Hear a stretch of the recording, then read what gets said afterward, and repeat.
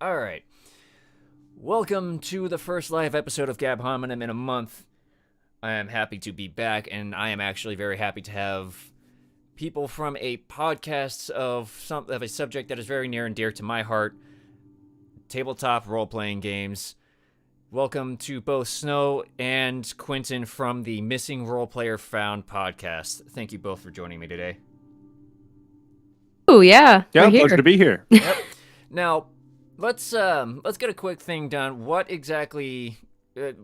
What is the exact description of the MRPF show? All right, Quentin's looking at me, so it's going to be me who's going to give this. Well, you like to very specific definition of like what the show is classified as. So we are an actual play podcast that could be more closely related to an audio drama at this point. We write down stories, we have our players play, and then we make sure everything sounds good before we release it to your ear holes.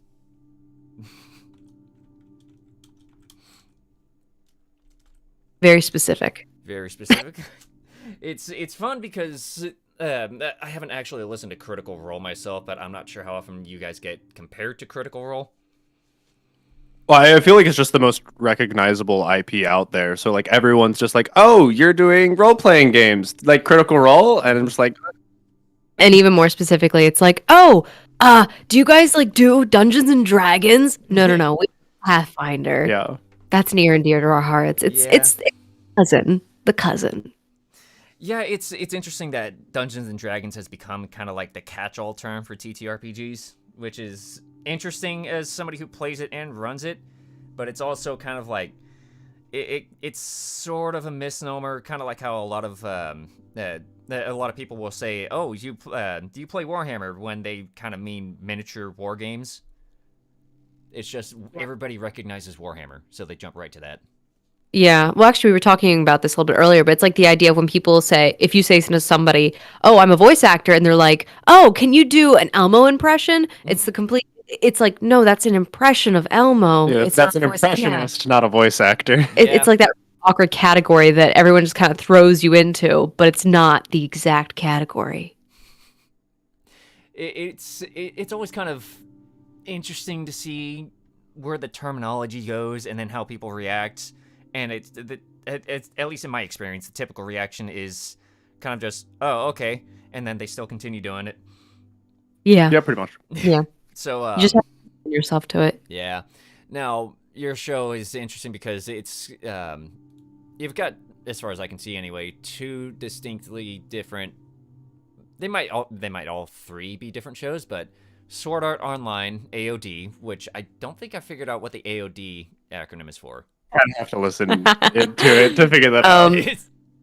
Yeah, so we have the Sword Art Online Odd. You actually say it as Odd, but it stands for Antithesis of Darkness. It's the guild name that we basically picked as the party, but we're the Odd Guild.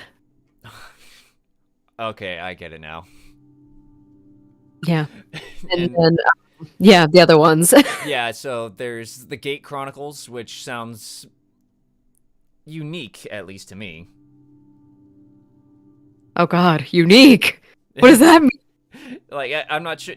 I'm not too familiar with it. I didn't get a lot of time to really listen to a lot of the shows, so I'm not sure if the Gate Chronicles is based on something or if it's your own kind of setting. Oh yeah, no, that's my own IP. So the Gate Chronicles is a story that I was writing in middle school. I had a dream about it, and then I started writing it, and so I've actually been developing this for many years. Many years. So technically, when I say developing, it's just existed in my brain space, but most of it wasn't written down until more recently when we started actually playing it. So the world building is there, but there's an actual storyline that isn't part of the podcast, but the podcast has its own storyline where basically we have our group of players. Most of them are from another world or time, and they get thrust in this period by becoming part of this thing called a Promise Pod sleep study, and they seem to have been tricked into something, and they're trying to figure out how to get back home. Ooh, that sounds very fun, actually. And you've been working on it since middle school. Yeah, it's pretty grim, and we're working on. Okay, don't air quotes me on that, but yeah. Yeah, I know how that feeling is. There's this like novel series that I've been writing since I was in middle school, and it's over the last like 4 or 5 years I have not actually touched it more than 3 times. But it's still like it's a little setting in my own that's very close to my own heart. And somewhat recently I've started running my own like online living world campaign through Starfinder. And it's been getting a little bit of traction. I just haven't really had a lot of time to dedicate to it myself. So it's been kind of important for me to find other people who are just as passionate about the Starfinder game and still willing to run games, either supporting the main story or just kind of their own little side thing to just keep some interest in it, keep some activity. But that idea of having your own setting that you work on, you want to share with people, and especially working on it for so long, it's definitely maybe not so much an experience, but sort of like a passion. That's the word I'm looking for. It's certainly something. I'll tell you, it's a struggle though sometimes because I'm like, I don't know what these people are gonna do. They throw me for a loop all the time. I'm like, I don't know what you want from me. I've heard stories like that a lot. I've talked with a sound designer who has made his own audio drama, and some of the stories that he has told about his writers in the writing sessions, he tries to like, because it's one of those like Terry Pratchett type of stories. I can't remember the exact name of the show he was inspired by, or that inspired his show, but he starts writing in these sort of like jokes for the show, and his writers keep going, no, we are not putting that joke in this show. That is too dad joke. Oh God, yes, the jokes are everywhere in our shows. Oh God, and it's got to be, how many like groaners do you think you guys get per episode? When What do you mean? you literally have a player who's playing a dad character. Oh no, sometimes editing the audio, because this is more of a produced podcast. So like she said, we'll play through, like we'll write the material, then we'll actually play it out as if it was just a regular tabletop RPG session, just with us sat in front of microphones. But then we'll go in the back end and edit it, and like it's at least a dozen times. There are just so many. There are times when it's like we want to like edit for like 2 hours, and it's like we get 30 minutes in, and it's just like, no, I need to put this down and stop and like go take a walk, get a pot of coffee or something. It's like I'm gonna tap out for a bit. Yeah. Yeah, there are some moments. Like the podcast, it sounds so good and pristine, but if you're sitting at the table, sometimes you're just like, why? Why are you doing this to me? Editing's the worst because you like relive it like over and over and over again because you're like, I gotta clip this and make this sound palatable for the audience later, so I'm gonna have to go through this like 10 times to make sure it's good, but I have to hear it over and over and over again. It just kills your soul sometimes. Like, oh, you said that. I know that feeling. Just in voice acting, I've at least when I was still doing auditions regularly, I would have to, at least my method was record a line, listen back to it, and then decide if I think it sounds good enough or not. And sometimes I find myself doing the same like line, trying to do the same kind of take, probably at least a dozen times before I'm finally satisfied with something. And by the end of it, I'm so glad to be done with this one line. Yeah. Yeah, we've definitely had that experience, especially recently, because when we first started doing the podcast, we weren't really well established and we didn't really know what we were doing at all. So the first 5 to 7 episodes sounded really terrible. It was so bad. No, it was so bad. It was literally just the both of us sitting in our living room with a Yeti mic shared between the both of us. So it was like there's so much room bleeding. Voices couldn't be picked up. So we're going through the process now that we actually have. We also had the cardinal sin of eating while recording because we were like. We weren't in the mindset. Yeah. We weren't in the mindset of recording audio. So we've been going back and listening to all of our old episodes, transcribing them into a document, and then basically re-recording them and having to go over those lines over and over and over again. But at least at this point, it sounds like an actual story experience and not just listening to people sitting around a table and just rolling dice and playing games. Because if you were to leave the episodes entirely like that, it goes to kind of like that old joke about tabletop games of, role-playing this 1 minute, 2 minute fight will go on for 3 hours, but So we'll true. have an hour's basically what's supposed to be an hour's long like interaction go on in like 10 minutes. Mhm. Yeah, which is kind of like interesting. Like people really do think like shows like Critical Role, but those combats still last a really long time.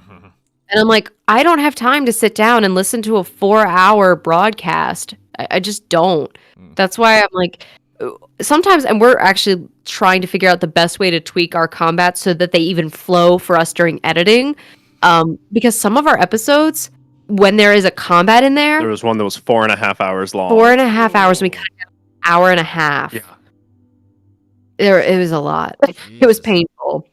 So yeah, there's just a lot. Something that we're going to maybe try to do in the future is do the combat outside of recording, write down basically everything that happened, have somebody be a stenographer, and then we basically script out the combat so that it's similar, but players actually get to say, like, decide, oh, I want to say this really cool thing because that would make sense if I said that here. So it's still, and like, I wrote an article on this not that long ago, but it was about the differences between types of actual play podcasts. Because right now, actual play is a big genre, but nobody really understands what the different types of actual plays are. So, like, I defined that there's improvised play, which is purely like everything is improvised. There's really nothing scripted. There might be like a few lines that the GM will write, but it's all just pure fun. Which isn't to say nothing else is fun, but then there's the one that's above that, which is produced play, and then even further above that, it's scripted play, where everything is scripted out. It's basically an audio drama. There's nothing left really that is of the actual play podcast. Quinton is currently shifting back and forth, looking at I'm me. slowly scooching forward. We're significantly better now. You guys have been at this. It seems like you guys have been at this for at least a couple years. 4? 3? 4? 3 or 4? We started December 2018? Oh, goodness, yeah. Yeah. So we're coming up on 4 years. Nice. That's it's been a while because some of these campaigns that I've run for my friends, usually I've been running Pathfinder games for my friends, basically every other Friday, and we got through the Iron Gods campaign first. That was my first game running for them, and that took about a year and a half, I think, somewhere around there. Yeah. And then after that, we jumped to Jade Regent, and this was about the time that second edition Pathfinder was coming around. And up until the game's actual release, they were. I remember talking with them about some of the new gameplay features. What the difference is between first and second edition Pathfinder, and people will go. So they would go, "Wow, I kind of don't like the way that kind of mechanic sounds," and then they get to actually trying it out, and they're like, "I cannot go back to first edition." Yeah. I cannot, Yeah. I cannot wait to be done with Jade Regent because then we can move on from first edition Pathfinder. Yeah, we really want to be able to slowly transition over to Pathfinder second edition, but we're still kind of like locked in our current stories, so we'll see how long that process takes. Yeah. And then they were just as excited to move to Starfinder as well, because we also really love the sci-fi and science fantasy genres. So right now I'm currently running the Dead Suns campaign for them, and we're having a bit of fun. It especially opens up some avenues for me. I've picked up voiceover, and one of the fun things about it is I've made some friends in the voiceover industry, and it's kind of interesting that I can, just hit them up and go, hey, I want to do this digital recording that my players are going to find in the game. Would you be willing to do that recording that they're going to find?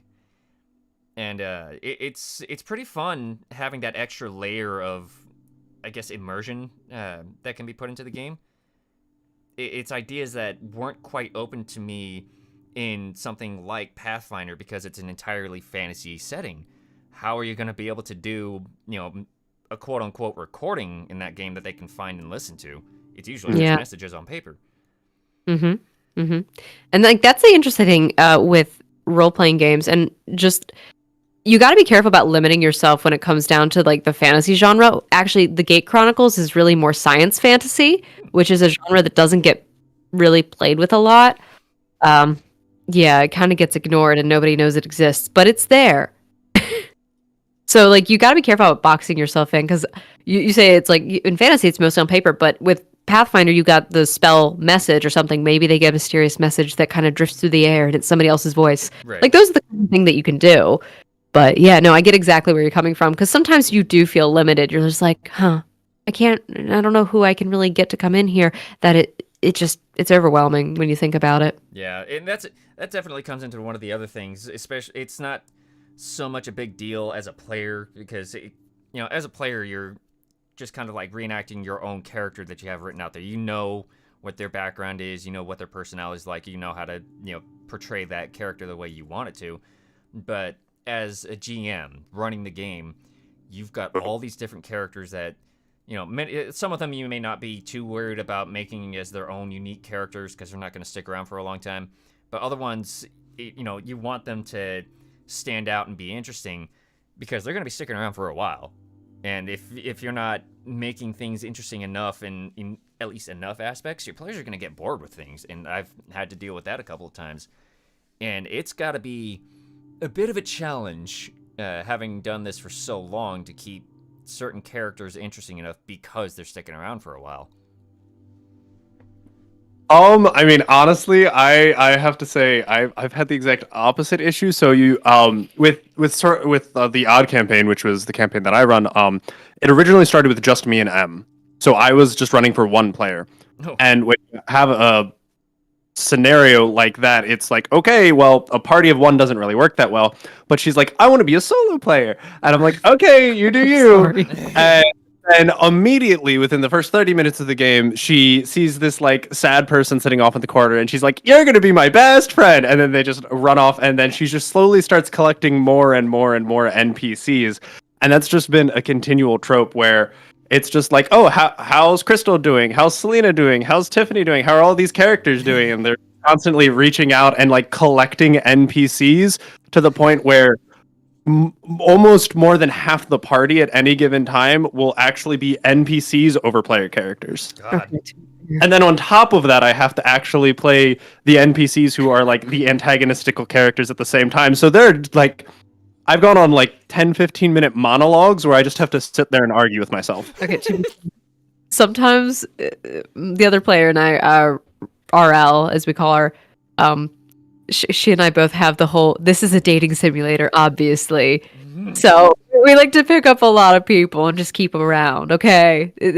And Quinton does a really good job with making the characters interesting. And like you said, it can be hard, but for some godforsaken reason, my players like picking up every single random NPC that I'm like, this person's just non-significant. Damien Blackwater, for example, just came up and they're just like, oh my god, Damien Blackwater, hello guys. And they just are obsessed with this one poor kid who just lives and exists. He has no other purpose. I have had that kind of situation so much in these games where one NPC that is not that significant to the main story will end up taking all of the players' interest, and it just throws the whole thing into a loop. Oh my god. I was running the Dead Sons campaign, the first book a while back, and what they decided to do, I don't know what it is. I don't know if I'm just not that great at improvising or, helping to kind of guide the players well enough. But it got to a point where they were on this investigation. They go into basically like the criminal, or the slums, basically, right?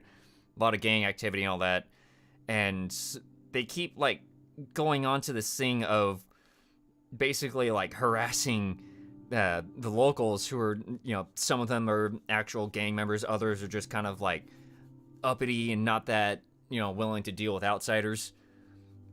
And they go on this whole thing of just, basically getting to the point of just either harassing the crap out of or beating the crap out of these gang members until they figure out where they need to go.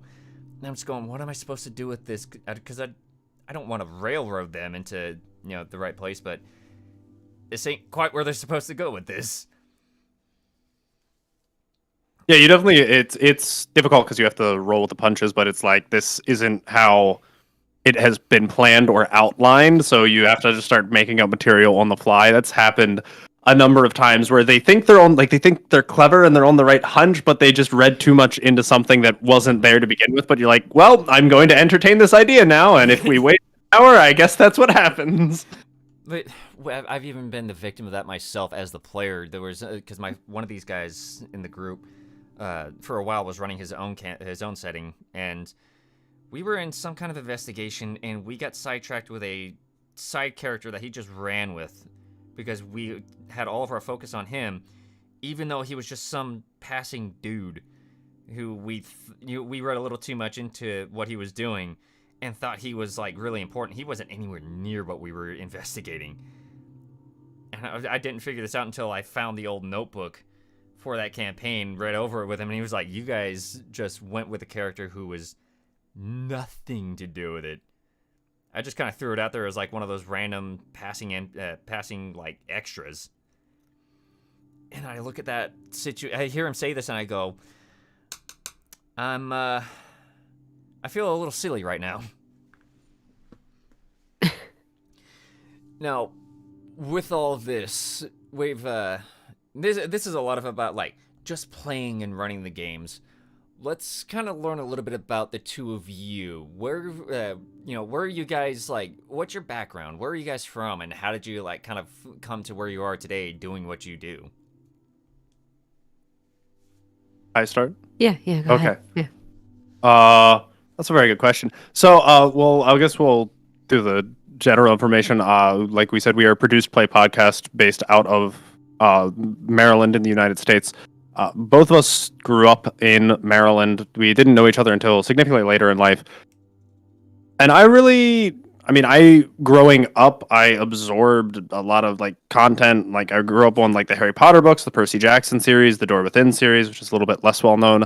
And they really inspired me, and I grew up watching a lot of anime and everything.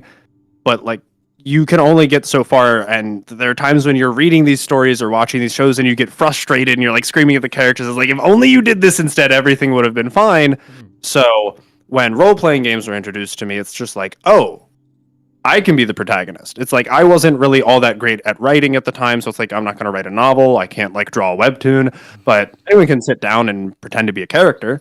So one summer in around about 2016, a group of friends of mine invited me to just sit on a session of Pathfinder, and it was my very first game, and that is when me and Emily first met. And in the first day, both of our Pathfinder characters got married. Yeah, he proposed right on the spot. It was amazing. Well, okay, no. She had a bogus magical flute, which it was a D4. Excuse me, it's a tin whistle. A tin whistle, pardon. It was a bogus magical tin whistle, which you rolled a D4, and based off of what you roll, a random spell effect will trigger. And she rolled the charm compulsion spell on my character, and basically that's all it was, and that's what we wrote, and that's our first day meeting each other. Yep.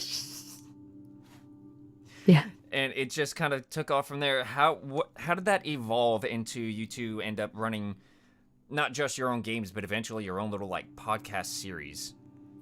So I guess let's start with me then. Okay, so that actually ties into a little bit more with me because I grew up listening to a radio program called Adventures in Odyssey. I loved radio programs. I used to listen to them almost daily because I really didn't have access to television. Mm-hmm. So my media consumption was books and radio. And then as I got older, I started actually participating in my community's children's theater. And I did that for many years, did high school theater.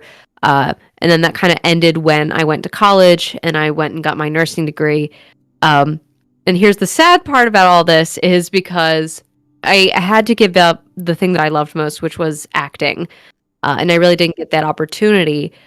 So then there's this just period of time. I was dumped on the day of my graduation from college. Ooh. My friend Luke, who's the one who got us together on that summer day in 2016, brought us all together, and it was my first time playing a role-playing game. And just from there, meeting Quinton, playing this game, it really spurred my writing and creativity and my acting again. And then Quinton and I were just one day just sitting down, and this is how we end up with a microphone on the floor playing the game. We were just talking about the fact that we wanted to play, and Quinton's like, hey, I can just run a game for you. I'm like, really? Okay, great. Let's record it. I don't know why we thought this was a good idea. So for context, yeah, we had both been playing Pathfinder for about 2 or 3 years, but this was the first ever campaign I had ever run, and I decided to go in a completely homebrew world, and we were going to record it and put it on the internet for everyone to listen to. And of course, Quinton's like, "Oh, SAO, I know that series. This should be easy." Is that the first setting you guys went with? Is SAO? Yep. We actually wait, no. Before that, we had one series we tried to record. We had another version of the Gate Chronicles we tried to record with another group. It was not podcast. It was just like we tried to sit down and do it. That died really quickly because I lost one episode of the recording, and then everyone I got busy, stressed from work, and then I was like, I can't do this anymore. Huzzah! It was done. And then after that, we started with SAO as our first series. So we actually kept going and continued. We revisited the idea after the sad, unfortunate failure of the other one, and we're just like, you know what? No, we're gonna sit down. We're actually just gonna put in the work and do this. Right. And it's best that, well, you guys ended up becoming a bit of a podcast series that you basically just put out on the internet for everybody to hear. And what I'm curious about is how you guys came across all these different players you got, because I can see 3 of them all have the same last name. I'm guessing they're all related in some way. The DiMaggios, and then you have Daniel, Zach, and how is this pronounced? Mohit? Mohit. Mohit, got it. Yeah. God, Mohit, we love you. How did you guys come across all of these lovely people that are a part of the show? Because, like I said, I haven't listened to a whole lot of it myself because of, my own issues coming up lately. So I'm a little curious as to how you came across all these people. Once again, it was just spur of the moment. They're not like voice actors or anything, and none of them had ever played Pathfinder before, pretty much. They're just all friends of ours who were just like, hey, we're doing this thing. Just come on in. It doesn't matter if you have any experience, because we didn't really have any experience starting, so you'll just kind of grow with the show, and you'll learn as you go. Okay, and they all just kind of showed interest, like, okay, yeah, I'll jump in on it. Yeah, we've had pretty much everyone came in. Some people tried it, didn't really like it, so they had to step down. They enjoyed playing, but the podcast, like the production part, was just really scary for them. Fair enough. Yeah. For on our end, it's significantly more work than just like, oh, you show up and we're rolling dice. It's like, no, like when, especially us as GMs, it's like we're writers, we're voice actors, we're editors, we're producers, we're doing all of these multifaceted jobs all at once. So it's a lot more in depth than people initially realize, even though we're open to let people try and experience it for themselves. Cause like, we don't want to like gatekeep. It's just like anyone can really do it. It's just, you have to have the passion and the drive to apply yourself. Yeah, it's definitely one of those fun little things of, it can fit well with some people. Others are just kind of like, it's not really their thing. But I've also noticed, like, one person I've talked with here before is Sean Chiplock. He's the voice of, what the hell is his name? Renali, I think, from Zelda, the big blue bird guy. Okay. Yeah, he's been on here before, and I mentioned playing Dungeons and Dragons or Pathfinder to him, and he said, I am concerned about my ability to play with it because keeping my focus is kind of a difficult thing, and I'm aware of that. So it's got to be kind of like one of those games where I know I will be like invested in it, and I can understand where he's coming from on that, because sometimes playing games can be not just time consuming, but it's also, there's going to be lulls in like the activity of the game depending on what's happening in the game. So yeah, for me, I think it's kind of like, I guess, really cool that he's aware of that, that little thing about his own ability to play, because he doesn't want to ruin the experience for anyone or make, the GM think he's being uninteresting. His wife plays plays RPGs a lot, and he just kind of shows up to support her and just kind of be around for her and all that.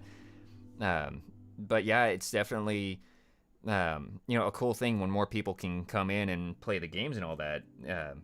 Part of why I discovered Pathfinder to begin with was back in community college. One of my friends decided to run a 3.5 game, Dungeons and Dragons, the actual name game. And for a while we played that, and he started getting some interest in playing Pathfinder because people like to call it 3.75. Yep. And then that eventually, I moved up from my old hometown up to Sacramento, and that's kind of when I discovered that the publishers of the Pathfinder game also run an official like worldwide playing organization thing. And I went, okay, that's interesting that I can play up here in Sacramento and then eventually go to like Seattle or New York or wherever the hell I might go and play the same character up there. That's a really cool idea. So I started playing, and I discovered that it's a whole organization, worldwide thing. And I met other players, started running games for the local, Pathfinder Society chapter up here. And that eventually just kind of grew into me wanting to play, a couple other different games. Like I've played Legend of the Five Rings. There's a tabletop war game that I play. It's called Infinity. They came out with their own TTRPG recently. And it's been fun exploring all these different games. But at the same time, it's also kind of, what kind of people can you meet in these games? And I have met some very, very fun people. And, one of them is still a close friend of mine up here to this day, even though we don't really go out and play Pathfinder Society anymore just because life has gotten in the way. Yeah, and like that's the thing we really try and I'm trying to think of the way to put this, but yeah, like anyone, it is a hobby for anyone. You can get people from all different kinds of backgrounds, all different types of personalities, and it's just really enjoyable to see because at the end of the day, what we're doing is it's an exercise in collective storytelling, and being able to sit down with all of these people and have this shared experience and get to interact with all these different personalities is really exciting. It really is. Now you mentioned collective storytelling, and that's one of the things I want to kind of like ask you what your experiences are with that, because running games, being a GM, does require, depending on if you're running a pre-written like adventure path or not, or just running your own setting, it does take a fair amount of prep, more so if it's your own setting that you're running and writing and all that. In your experiences, what is it like, setting all this up and then seeing, one player or maybe the whole party come in, roll along with it, and then suddenly everything, as we discussed earlier, just goes sidetracked and, something else ends up taking up the session. Yeah, so like that's a huge thing, and it's a really big curveball, but at the end of the day, like that's almost like a matter of ego, and it's a really interesting thing because it's like as GMs, we're kind of like focused on like this, especially when you write your own homebrew campaign and everything. It's just like this is the story I want to tell. But at the end of the day, like being a GM is a very sacrificial position because it's your job to make the players feel like the protagonist of the story. Right. So and like you really do have to be able to roll with the punches, and that's where that improvisational skill comes in because you are in complete control of the world. Yeah, you might have to move a couple of pieces around and make things change a little differently, but it doesn't really matter where the players go. The world can move around them seamlessly, and they won't even know that anything's changed from what you've written. So it can be really frustrating when you sit down, and I've literally had like a Google document that's like 34 pages. And then Em will go through and she's just like, no, that town doesn't look very interesting, and just skips an entire encounter, and it's like, okay, we're going to scroll those 15 pages. Guess you didn't want to meet those characters. That's fine. You do you. And it's like the story, it goes on. And honestly, what you end up creating with all of you is almost always better than what you're going to write on your own. And that's why we do it. Yeah. A lot of my players will like, they'll throw out a theory. I didn't even think of this theory, but yet somehow their theory is so much better than the theory that I had going for them. I'm like, you know what? This is how this is going to be. I love when they make a suggestion about like some murderous intent from a character. And I was like, you know what? That was just a regular person. But you know what? Now they're out to kill you and you don't even know it. Yeah, so like in the short term, it's like you might think that you have like these grandiose plans and like everything's going to be so wonderfully connected. But again, because you have so many different people and so many different experiences and personalities interacting, it's like they have so much to offer. You just have to be willing to let them have the reins for a few moments. Yeah. But it does get difficult, like with the podcast. So we're in the more entertaining aspect of it. So it's not like free form like we normally do. So a lot of times, like with my group, because both of my players are GMs, as we've whittled down the cast, what I have left over are my GM players, and I'm just like, guys, I need you to focus today. I need you to Yeah, and it's being get able to through have those things. very candid conversations with people, especially like it's like I said, it's a little different because we're produced play. We're writing, we're editing, we're producing all of this. So it's just being able to look at them and be like, hey, there's going to be a combat today. I'm not going to tell you anything else, but I want you to be able to focus on that and get past it, but know that it's tied to the main story. And it's like that's not going to really ruin our experience. In fact, it hypes us up. It's like, oh, there's something connected here. There's a line to pull. We have something to follow. We're not just going to blaze through it, run over, and throw the bodies on the side of the road. Yeah, and especially with my game, you don't burn the bodies or Oh, that's player been such a dies. That's not my amazing fault. thing. Oh, it's been so That it is developing that improv skill something you guys just kind of developed through the experience of running games and playing them, or is it also something like you guys felt you needed to go and get some actual like improv classes at some point? I got a book, but I personally have experience. Quinn doesn't really have as much. We just kind of it has have been a lot of learned it. practice. But Yeah. again, it's humans are awesome. Like we can do anything as long as we apply ourselves to it. So it's just like the world's our oyster. We have access to the internet. Like you don't have to like go to a college and enroll in an improv class anymore. Like we have access to YouTube and all of these Discord communities. And if you like reach out and just interact with people. But I feel like another thing in improv is like the number one rule is like always like say yes and, but also just like be willing to be wrong and be stupid and be crazy, because honestly that's when you get some of the best and most funny and engaging stories. Oh yeah, I've seen that before. It's one of those things I'm still kind of like struggling with to some extent, because I've always been that kind of like person that doesn't like to be especially silly, because I don't want people to look at me and go, he's a little bit much for me. I don't want to be around him. But then I look at other things happening, like the Michael and Ashley from the Honeycast. If you listen to Michael long enough, he goes freaking like out there sometimes, and you laugh at it, and then you go, he is not at all afraid of looking like an absolute goofball. He is very willing to. Oh, got to turn that on. Wow, why am I doing? Okay. He is absolutely willing to look silly, and I just go, people love listening to him, and he is very willing to pull that kind of like ridiculously fun, here's something funny for you all to laugh at because I just kind of feel like doing it. Looking silly is also a very entertaining thing. It's why a lot of improv actors do what they do. A lot of stand-up comedians will do it as well. And so it starts to make me go, maybe I shouldn't be afraid of looking kind of silly every now and then. Yeah, no. Yeah, 100%. I mean, and that's something like I feel like this is especially true in like American and like Eastern Asian cultures. It's like people are really scared of failure, and it's kind of been ingrained into us to like don't do something wrong. And it's like if you never do something wrong, then you're never going to be able to grow as a person. Like no one's going to be perfect the first time they try something, so try and make a silly voice. Like I've been able to increase my vocal range a lot just by practicing. So like I can talk like really funny characters. Like this is one of my favorite characters, Crystal. So she's really high pitched. But then I can also talk like Grog all the way down here, and it's just like you have to roll with the punches and be willing to be wrong.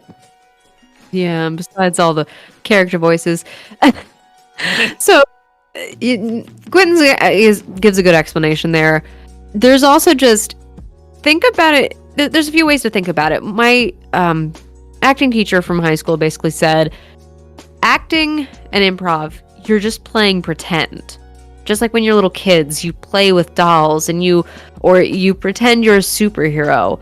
You just really have to think of yourself as being a little kid again. Just get into that headspace, let loose, and just take a deep breath. Because as long as everybody else is acting like a little kid, you can also act like a little kid.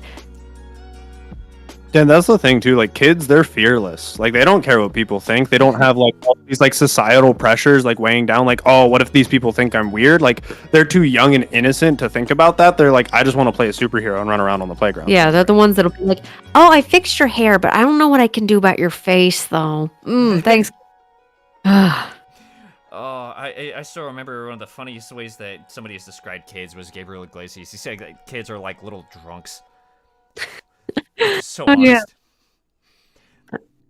Yeah. It becomes very fun when you get involved in these different campaigns and things that happen in the games, because certain situations will come up, like you're dealing with a character and they say something that's like, it clearly meant to piss off your character, right? Or the party, and make them think make you guys think that this character is suspicious in some way. Oh, they have something to do with, your main story investigation or something like that. But other times you run into characters, or it's probably just even interactions between the characters and the PCs themselves. Somebody will do something kind of stupid or kind of silly even, or maybe it's even a mishap, like a roll just ended up coming back like a nat 1, and the GM comes up with some funny result for that, and then you as your character can look at that other character and go, B's getting to you or something like that again, huh? There could be either no context based on that character's history or something else that happened earlier in the campaign. It can still be funny as hell when the line is said or something has happened. And so you wonder how many of these situations can happen to make a game really funny or, in some cases, really sad. What's one example I can come up with? There was, because the Pathfinder Society will be in big conventions, and the Starfinder Society game, they had this big multi-table event session, and it starts off with this rousing speech from one of the sub-faction leaders, and I remember the young woman who was up there reading that into the microphone for everyone to hear. She started tearing up as she was getting to the climax of that little speech. And it some people, when you write characters out, people can get really invested into them at that incredibly emotional level. Is it something do you find it difficult to be able to write characters like that? Not necessarily. So a lot of the characters, when we're writing, we're drawing from our own personal experiences. I mean, as adults, we've all gone through something, and usually when it comes down to emotional stuff, we've all experienced some kind of hurt or some sort of joy. So it's really, I look at the experiences that I've had and I'm like, well, how did I feel then? And then I think about what I've already defined about a character, and I'm like, would they react the same way? Would they be more stoic and calm? Would they not show any emotion at all? Who knows? Yeah. So, yeah. Being a game master, a voice actor, or just a regular actor, it's like when you're playing a character, it's empathizing with them and pulling from your own experiences and really kind of getting in the headspace and relating to that personality.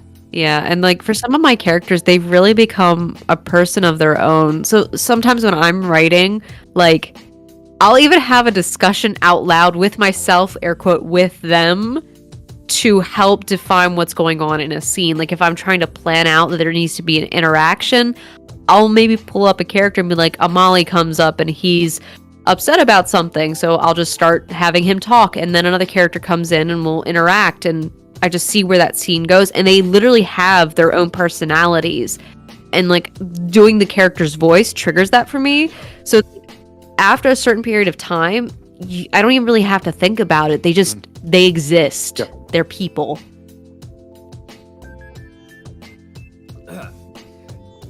Being able to write that, because you mentioned it comes from a lot of personal experiences, and that's, one of the oldest pieces of advice you hear is, write what you know. And then you also, for me, it's kind of, am I considering how these characters might receive, this type of character, or, in some cases you got to consider what type of player is behind the character, because some people don't do well with certain situations, as I have experienced myself through past players in this group. Sometimes people just aren't doing too well with particular subjects or particular personality traits or something like that. But at the same time, it's kind of one of those. It's not a matter of suck it up or anything like that, but it's kind of just, is it entertaining enough for everybody to want to stick around, and will it be too much for some, and are they capable of thinking about things in a rational way, not just letting all that fear, or I guess fear is the only way that I can really describe it, the fear of that kind of situation or that kind of character, because like I said, I've seen it happen before where it has affected the player in that that deep of an emotional way that they just did not want to have to deal with it anymore. Yeah. It can be concerning sometimes. Other times you just kind of go, hopefully we can get past this quick enough for them to want to stick around. But for the most part, it's kind of just, that's a lot of what fiction is a reflection of reality. It's a lot of why we play these games.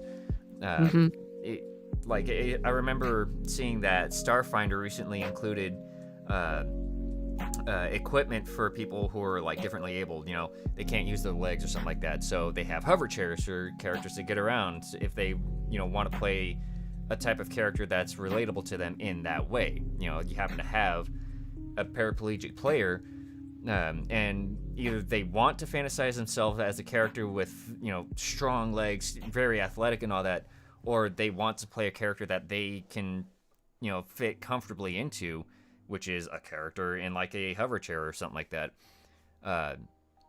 It's definitely one of those challenges, to me at least, to consider writing characters that people can relate to, and still make it relatable beyond just the physical or personality traits. You know, they can still do things, or things can happen in the, you know, during the game, that are still also either really epic things that, you know, really help that fantasizing aspect of the game, or just that human relatable moment that happens in the game that they go, that was interesting, and it gives me a few things to think about.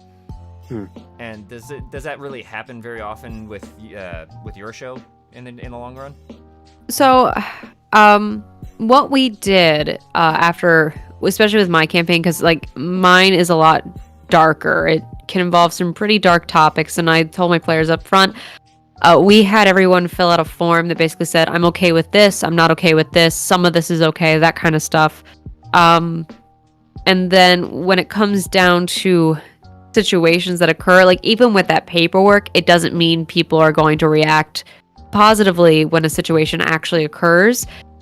And so, I mean, in general, when it comes down to picking your players, because that's really what has to happen. Your players have to pick you as the GM, and you have to pick the players, and you have to be able to get along. And that's why it's kind of difficult. Like, I actually get scared of ever running a game for people I don't know, because I don't want to hurt them emotionally. I don't want to cause them to be so scarred they don't want to play.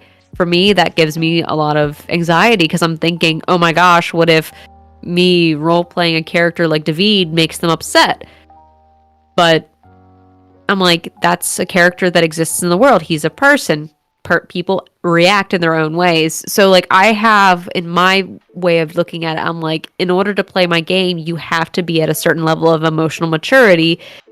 So like, if I give you a test run and I don't see that, you wouldn't be able to play in my game, because I don't want you to get hurt. So it's like, you have to set limits, and you have to tell people up front, like, these are the things that you might see in this game.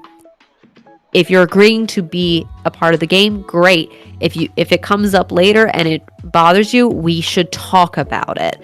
And that's really the biggest part of it, is just communicating with your players, maybe being like, hey guys, in this upcoming session, there might be a little bit of something coming up that might make some of you upset. Again, it's like one of those, I hate having to do like, this is a trigger warning kind of thing, but I'm like, it kind of, if you have to do that, it kind of ruins the surprise in a way for me. If there's a surprise, but there's just a lot of topics that people are very iffy to cover nowadays, especially with the way like the community is. There's a lot of people who are like very concerned about being triggered, or they're just very touchy about any kind of subject, and you just... So yeah, I mean, I feel like there are a couple of different layers to this, because I mean, you can take this as like, oh, I'm running a game for my 4 friends in my basement, or again, I'm going out to a convention and I'm running 3 different games in one day for a group, like 3 different groups of strangers I've never met before.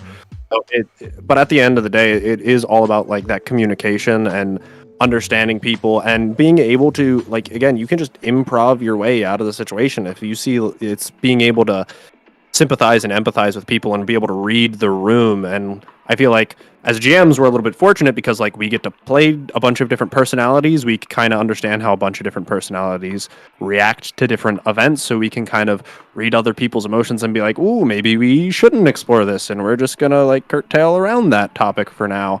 But at the same time, I feel like the point of storytelling is to captivate an audience and explore difficult topics that are generally unappealing or too complex to digest regularly.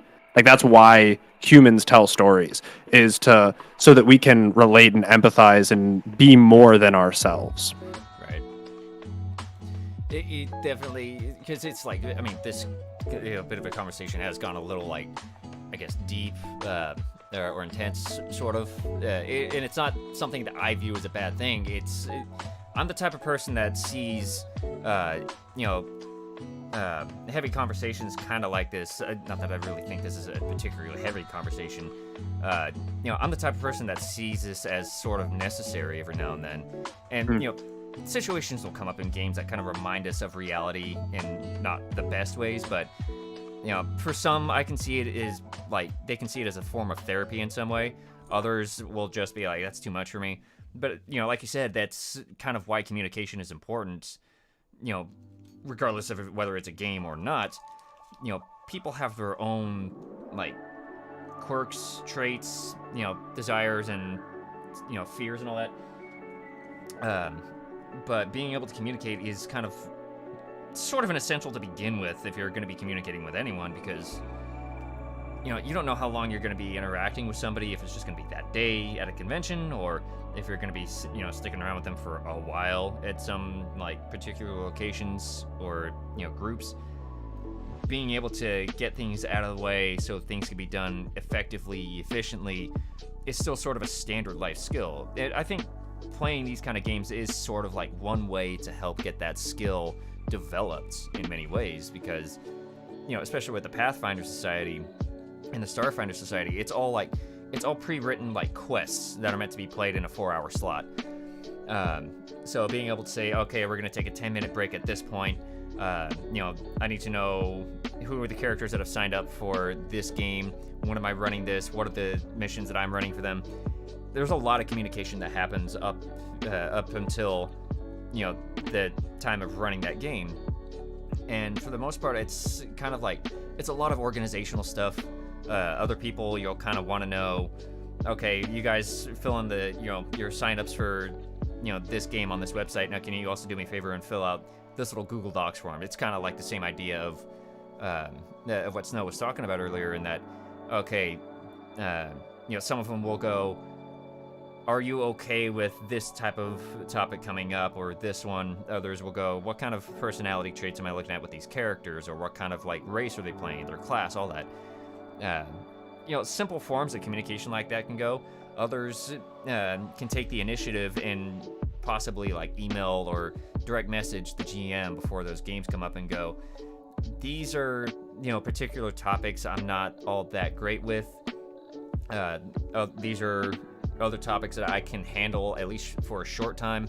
I guess when it comes, anybody taking the initiative, I can see is already doing a lot. And so, do you guys find yourselves, doing that kind of communication with your players often? Something that we've really liked doing as we've grown and started to understand how to GM better, how to produce better content, is we'll literally just sit down after each session and look at our players and be like, okay, cool. What did you like? What didn't you like? What do you think went well? What do you think went terribly? So it's just, and it's like, we're open to any form of criticism. We want to hear your honest opinion, and we want you to feel comfortable sharing anything that you feel like needs to be changed or what you would like to see moving forward. So yeah, I feel like that type of communication is really important, and we've definitely encouraged it, and that's part of the collective storytelling. It's like, that's what we're here for. Mm-hmm. Now, it's, when playing games, it's not just, like, really heavy topics, potential trigger warnings and all that, but it goes to the opposite side of that same coin of, a game can have, a bunch of these different situations, and some of them are just chaotic, super funny, and it gets loud, raucous, and all that. It's got to be really interesting to play the game and then take it to the editing table and start taking all the things out that are, like, not necessarily necessary for the production as it goes out to the final publishing. But how often do situations like that happen where it gets that kind of like chaotically funny in a game? For us, hopefully multiple times a session. I mean, honestly, we're more of a lighthearted, fun podcast. But yeah, it's like like a comedian, you use humor to be able to tackle different conversations. But I mean, most of the time, it's like a goat ate a hole in someone's underwear and he was walking around town, and like all of these people are staring at him. Or maybe like we had a werewolf town and it was like a complete ghost town until Snow poked her head through a window and saw a little girl and gave her a piece of jerky, but then like the girl basically like started growling at her and like almost bit her hand off when she went for it. So it's just like there are these like really interesting, weird, funny scenes, and it's like we encourage that, and most of the time we don't pull that kind of stuff out of the audio. Like that's just, I mean, that's most of the time what people are there for, is to be able to experience that and have a lighthearted laugh, and then be able to realize how that connects to like deeper topics and conversations. Right. Because that is a lot of what comedy is. I kind of go with that traditional definition of comedy, is that it's based on misery to some extent. Yeah, something funny will happen, but it's the idea, at least to me, that you can deal with that bad thing that just happened. You just fell over and hit your face on the concrete. Sure, you might have a bit of a bloody nose, but being able to get up and laugh at it afterward is kind of like, well, shit happens, but I'm still alive. I'm still, up and kicking. Let's go and kick some more ass now that I can kick. Right. With that, does it tend to be kind of like I don't know how to describe it. Is it a lot of the comedy, does it tend to happen because something is so like typically a terrible thing to happen, or is it more just kind of like that was a pretty goofy thing, like a like a Freudian slip or something like that, and it's entirely harmless or something like that? Do you think it's sort of like a mix of both? Do you think it's more leaning towards one side or the other in that regards to comedy? Usually with our groups, we normally see it as a reaction to something happening, but usually it's not like something bad. It's not something bad happening. For example, Finavir went and bought a box of cookies, and he got spuggets and sheep. And the spuggets are like pigs. Yeah, they're skunk pigs, basically. And so, what ended up happening though is like Finavir brought these back to the party, and he's like, "Oh, do you want the sheeps or the spuggets?" And he kind of like nodded, and he's like, "Doesn't this pig kind of look like someone?" Because it was a pig with a grumpy face, and a character Charles Smoot is like canonically like a very grumpy character. So everyone's like, "Yeah, that kind of does look like your character, Quinton." And so what ended up happening is like everyone's like, "Oh, all the female characters like, oh, we wanted the sheep because they're really cute." And then my character, just for the rest of the episode, was like, "Oh, everyone decided to pick the sheep instead of me. Oh, I see. No one likes spuggets. They'll just throw them over to the side." Kelsey picked a spugget, Quinn. "Oh, I see who my true friends are. Yeah, Kelsey took all his family, then throw me under the bus like that. I guess I'm not fluffy enough for you." It's like little funny things like that, and it's just being able to take it on the chin and be able to almost like laugh at yourself and be able to get past it, but make it a enjoyable moment for everyone to listen to. Right. Now, okay, so that'll go into the other thing that I kind of wanted to discuss with this, because the gameplay, I think, is roughly half of the entirety of Missing World Player Found. How much time do you guys spend playing the games, and then comparatively, how much time do you spend editing these episodes into what they get released as? Okay, hold on. I think it's basically a part-time job. I usually spend anywhere for this is one episode would probably take 20 hours. Yeah, around 20 hours. So you're talking like 5 to 10 hours to like write the material, 3 hours to play the game, and then another like 5 to 10 hours to actually edit the episode. I don't count playing the game. I'm talking about my edits. My edits take a really long time because I added in sound effects, we added music, cut out dead air, stumbles, re-record lines if they sound bad. Yeah, we'll do re-recordings of lines if somebody was talking, and that's the hardest part, is if people are talking over each other and we have to just redo a line. Thankfully, we have 4 separate tracks, and I'm usually monitoring everything as we go, so it's not as bad. But in the beginning,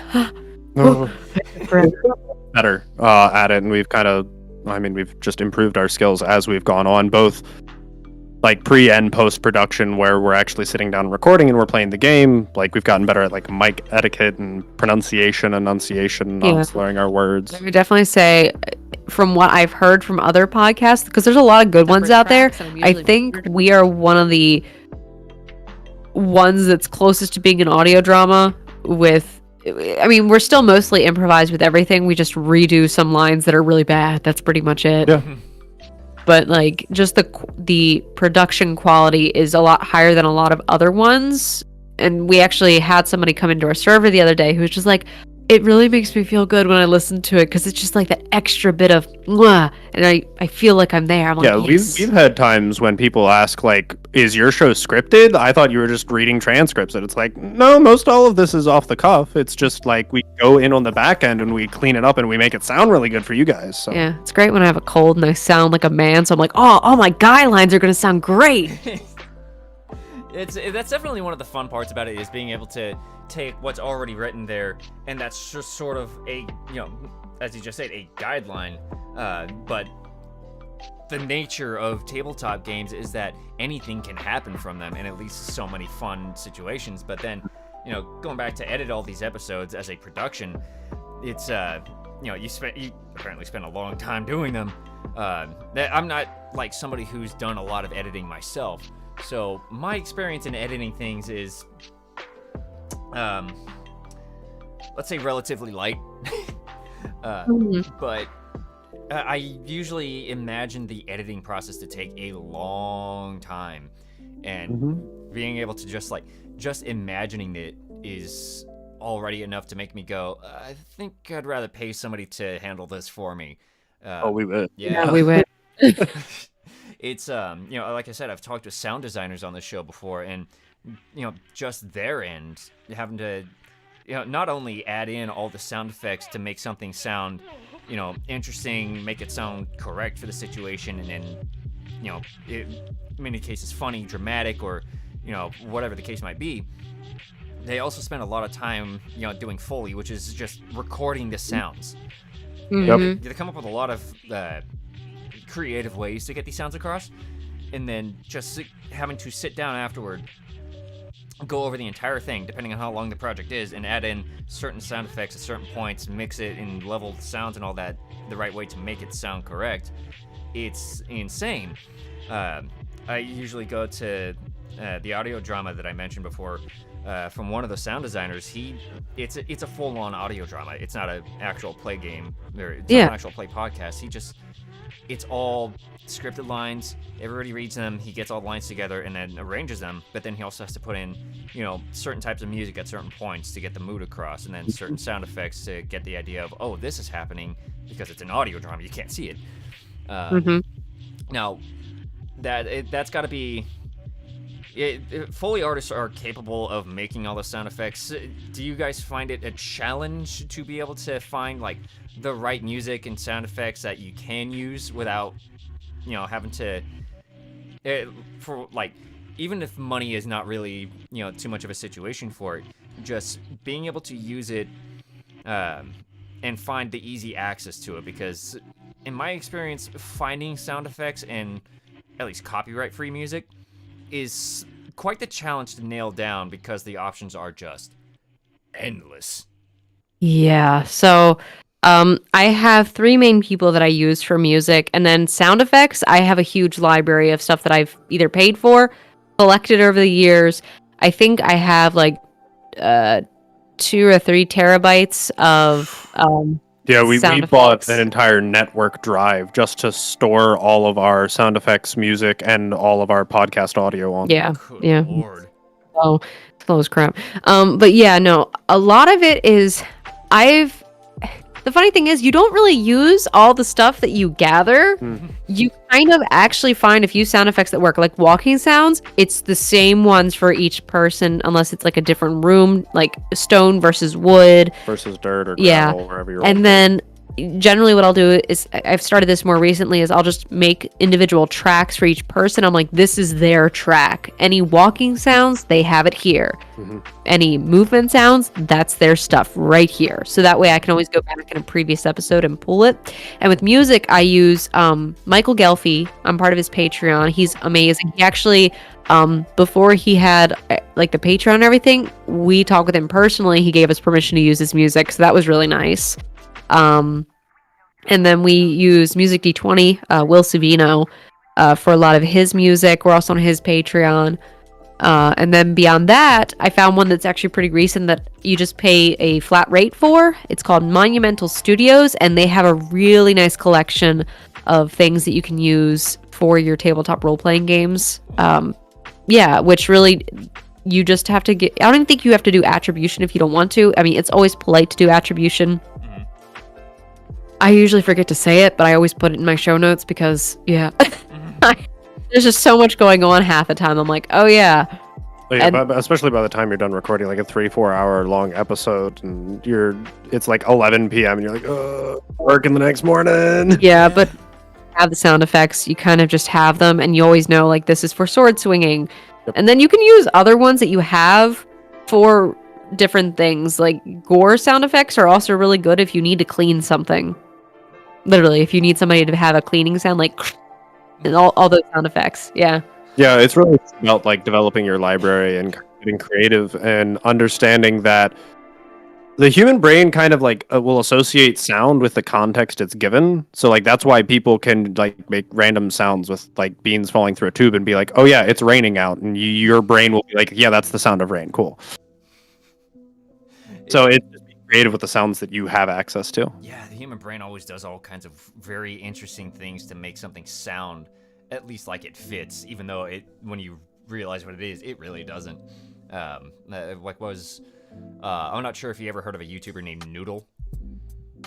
No, I have not. Okay, I believe he's an actual animator, and he'll do a lot of these video essays using his own animation. It's all very simple animation too, but he goes into all kinds of like, really, I guess, important topics. Kind of like one of the first videos I was introduced to him as was his video on crunch culture in the video game industry.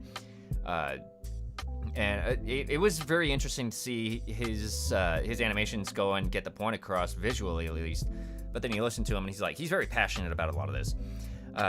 One of the other videos that I found him doing was a video on animation frame rates.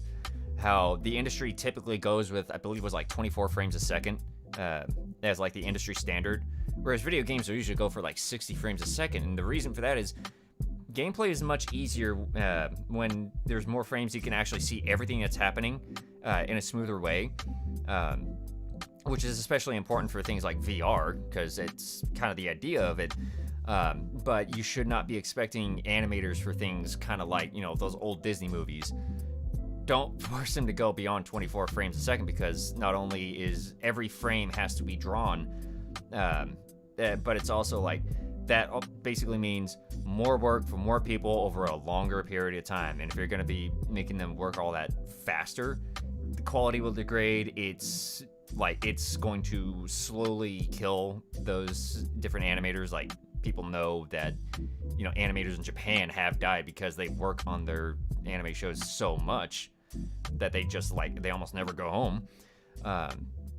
And one of the things he brought up is that lower frame rate animations, like 24 frames a second, your brain is already capable of filling in those little gaps when he can just kind of wave or wiggle his arm around a little bit for a brief moment. And you can only have 4 or 5 frames doing that, but your brain will still interpret all of that as actual fluid motion. At least having a sort of minimum amount of frames. Like I said, 4 or 5 frames, and you don't need to have 20 frames showing that one arm doing a wiggle for a moment. Because the brain is capable of interpreting that on its own. Which I'm imagining does a lot for you guys in regards to kind of saving you on the time to do that. Because if you had to go out and record an actual explosion, then you're going to be spending a lot of time out of the field of the microphone and make sure it doesn't get blown up in the process. recording fire. Make sure your mic doesn't catch on fire just holding it next to a fireplace. If you had to go through all of those extra steps, you might be spending a lot more time to the point where making these episodes probably wouldn't be worth it. Yeah, we wouldn't be releasing anything like weekly. And we already do that barely as it is. It's got to be quite the challenge having to keep up with that, because media work in general tends to take a long time, as I have discovered over the course of doing the show. It's a lot of work. It takes a lot of coordination to work with people to get the voice lines in, get the writing, sound effects, and music and everything. Usually there's whole teams, and some people are capable of doing it on their own, or at least in very small teams, but it's also a very time-consuming process. Do you guys find yourselves like really having to check yourselves and set hard limits for yourselves to make sure you're not slowly killing yourselves in the process of making these episodes? 100%. We actually take hiatuses over summer and winter. At one point we were doing one of the shows that we didn't really get to mention, Odd Doggies, which is like a side show that we do. It's a show within a show. But we used to do that in winter, and then we did it in summer, just as to cover for the main show of Sword Art Online Odd. But since first off, the character that was doing that is on hiatus herself, technically, we just took a break from doing that, and now our winter and summer is literally just the moment for us to take a break from recording and writing. And it's really, for me, it's a lot of catch up, just like, let me see how many episodes I can get done in this time, but also not be rushed to get it out every week. Because again, it's just like, we do have to breathe, we do have to take breaks. And sometimes if, like, for example, this weekend I was like, I don't know if I'm gonna be able to finish this episode, I'm feeling really sick. I got it done today, but man, I was pushing it. And normally I like to get an episode done like by Thursday, have it out early, put it on our Patreon, be like, hey patrons, here you go. Here it is early. I hope you enjoy. And then I just die. But yeah, it's just, we'll sometimes put out announcements on our Twitter and being like, hey guys, we couldn't do it this week. It was too much. We're dying. That's far and few between for us, but it does happen. And the nice thing about this community is people are very understanding. But also, I don't think anybody checks our Twitter. So honestly, when an episode is not there, I don't think they really care so much. They're just like, I'll see it next week. Because people like binge our show. We'll see like a huge spike of downloads and then nothing for a while. And then a huge spike again. It's like, what the heck is going on? That's got to be an interesting challenge right there of not just communicating with your audience, but also sharing things with them that makes them feel their time and money is worth, especially with Patreon, that it's worth it, because that tends to be the one like patron reward that I usually see is early sneak peeks or early access to videos, episodes, things like that. But you're also having to handle, the main audience out there, like, anybody that regularly listens to you on Spotify or on iTunes or Google, whatever the Google Store equivalent is. I can never remember because I never use it. It's got to be interesting. I guess having those obligations might be the word, because it's not only you want to make sure you're sticking to your own schedule for your own, like, maybe not credibility's sake or whatever your reason is outside of the audience. You still have that audience to have to kind of work with and make sure you're giving them what they ask for, which has got to be quite a drain sometimes when you want to make sure you're not disappointing them. Yeah, it definitely is. And like sometimes I'm like even considering, like, should I just do a full, like, should the early releases really be like the fully edited, full music and everything, or should it just be, this is everything cut, it's just raw, beautiful audio, but it's trimmed down? Because honestly, sometimes I'm sitting here like, I'm just killing myself to get this done, because Quinton doesn't do music or sound effects. He doesn't have the ear for it, so I usually have to go back through and re-edit everything. Right.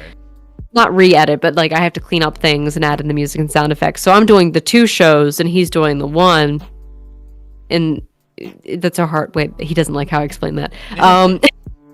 He's giving me the eye. That's all confusing. So yeah, normally, so when we are presented with our fresh raw audio, basically each episode gets 2 run-throughs. So you take the raw audio, and then the first run-through is basically cutting out any dead air, stuttering, tongue clicks, any bad scenes that aren't really productive, arguments that might happen, who knows, especially like during combat when you're like looking up rules or what spells do. Like a lot of that fluff just gets cut. So that's basically like the first go through is editing all that out, and then also putting in notation markers for the person who's going to go through the second time, and basically being like, someone's walking here, we're in a town now, play daytime music, stuff like that, so that when the person goes over it the second time, that's when they generally add in all of the music and sound effects. So yeah, so she does all of the music and sound effects, and then I do all of the cutting and editing for specifically the TGC podcast. Yeah, we had to switch what podcast we were editing because it was just making us both so upset to listen to some things. Yeah. Like, why did you do this? Yeah, it's really interesting. So originally I was editing SAO, the podcast that I run, and that she was editing TGC, but it's like being a GM and having already played on Friday night or whatever, and having like been disappointed because they skipped your encounter, or like had a player angry at you because like they got one shot by a boss or something, or like been frustrated with someone because they didn't engage with a puzzle, or just had like some of those like bad lines or bad interactions. It's just like then going back and editing that audio the very next day and reliving that moment over and over and over again. It's demoralizing. So we're just like, okay, yeah, I'll do your podcast and you do mine. So I don't have to know what went terribly wrong with this episode. I just have to clean it up and make it sound pretty for you. Yeah. And then there's also the nice moments where we're listening to the episode and we just go back over to the other person like, hey, listen to this really funny moment. And so we share those a lot, but yeah, it's the rough moments that we're just like, oh, this is painful. Yeah.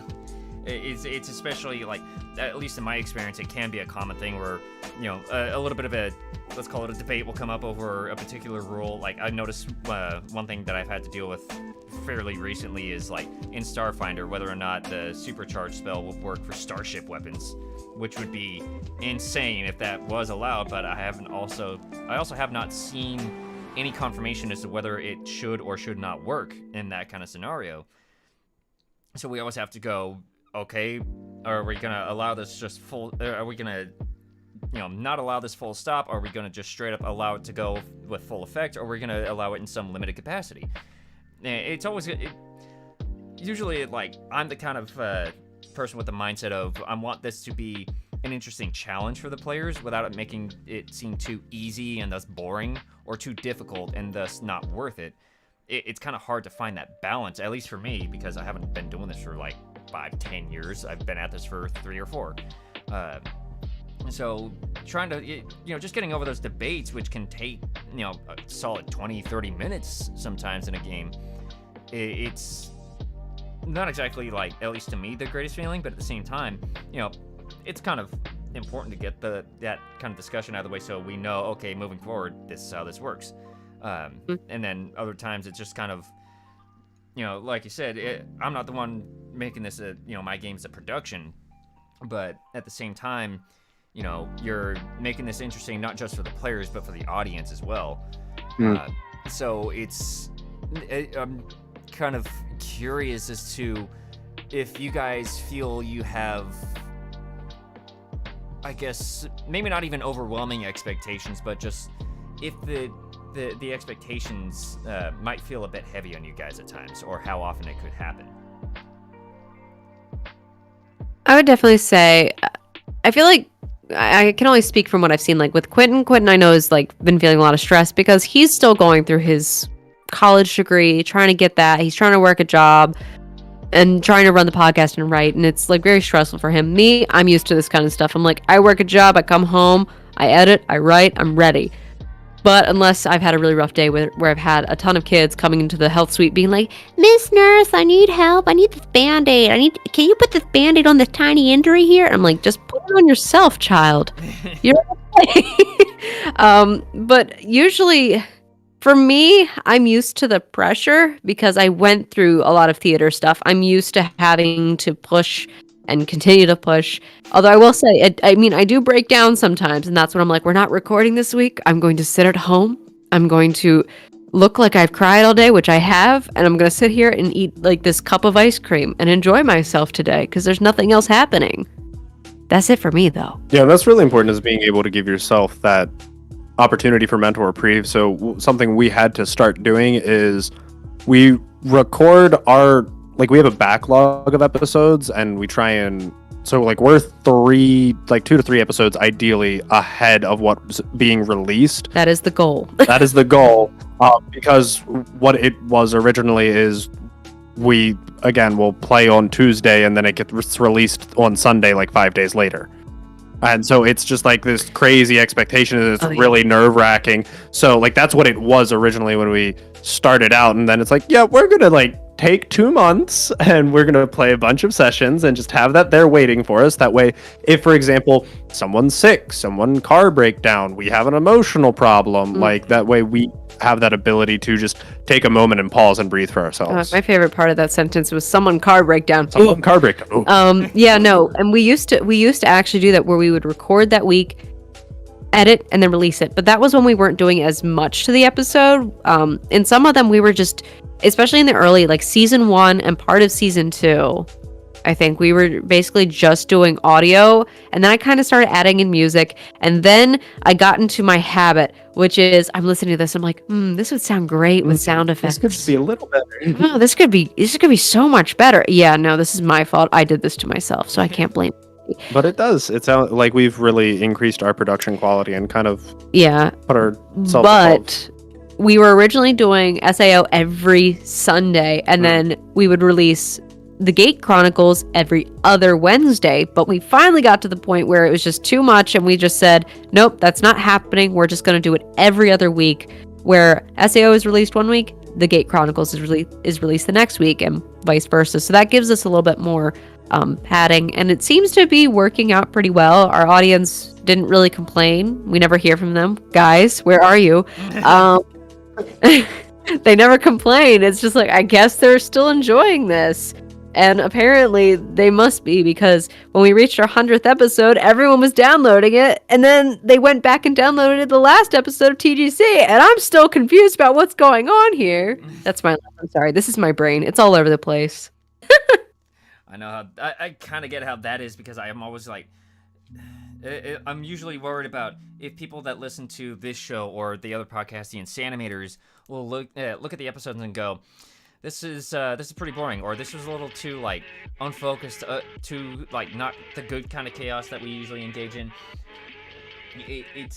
I always wonder if what I do tends to be just not worth it in their eyes, and it's sort of that I've heard the term what the hell was it,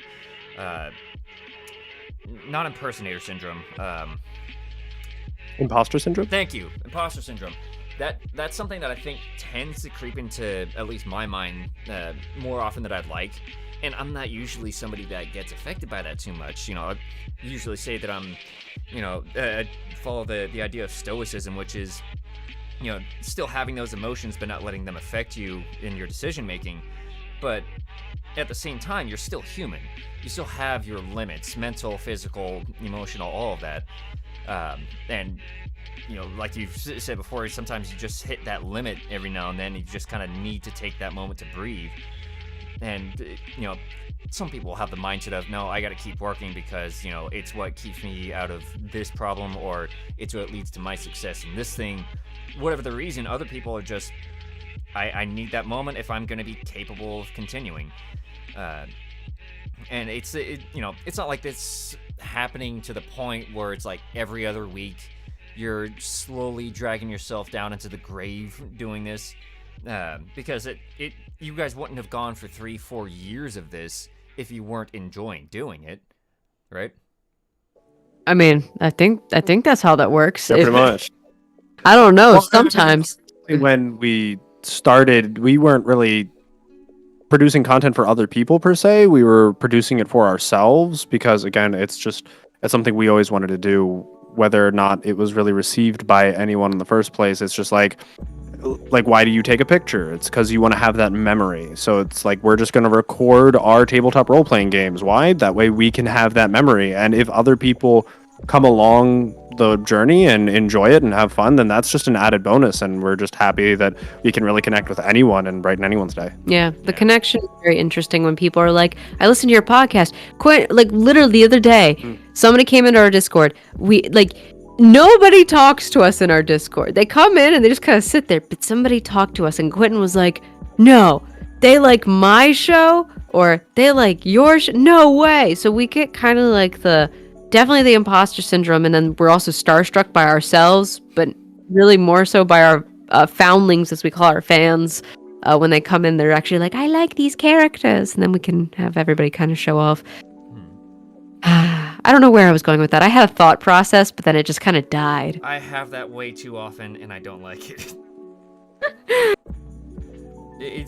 How often does that happen when you're running your games? That kind of like, I was going somewhere with this scenario, and now I've just kind of lost my train of thought. It has gone to another station. It was not supposed to be on that track. I think every day with me. I swear. I was never diagnosed with ADHD, but man, I'm all over the place, and I lose my train of thought very easily. That's why we always write down our notes and have everything. I work on World Amble, and I type up all my information for like a session. I'm like, this is what I need. I will look right at that. If I have gotten so distracted from where I was going with something, I will look at it and be like, that's where I'm supposed to be. And then I'll try to get everyone back on track, which usually doesn't happen because I have a character named Cece in the Gate Chronicles who causes trouble. That's your own fault. That is my own fault. She's an NPC. And she causes chaos, and they agree to the chaos, and I can't stop it. Yeah, we like to enable. Oh, man. I tend to have that happen every now and then because we'll talk. I'll be, describing a scenario that comes up, and then one of them will come up with some kind of like quip about the description of, this room or this chamber or something like that. And then I lose my train of thought because I'm too busy laughing at what that joke was, and then, how everybody else just builds on top of that. And then I try to get back to reading it, and I go, where was I? And then every now and then I'll find myself accidentally reading the wrong room description. After I lose my train of thought in the first one, and I go, wait, hold on, we're not there. Yeah. It's so chaotic for me because, I don't tell my players this, and Quinton's going to hear it, but usually when I'm asking them, I'm like, hey, what's your initiative?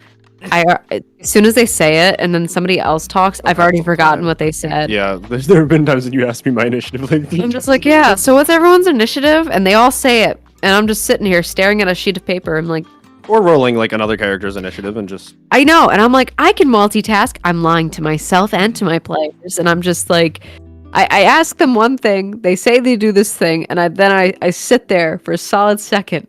Then I'm like, I don't remember what they said. Or if I ask them to roll a perception check, I'm like, I wonder what that number I was going to have them try to reach was. Oh well, we'll just see. Whoever has the highest one is going to get something.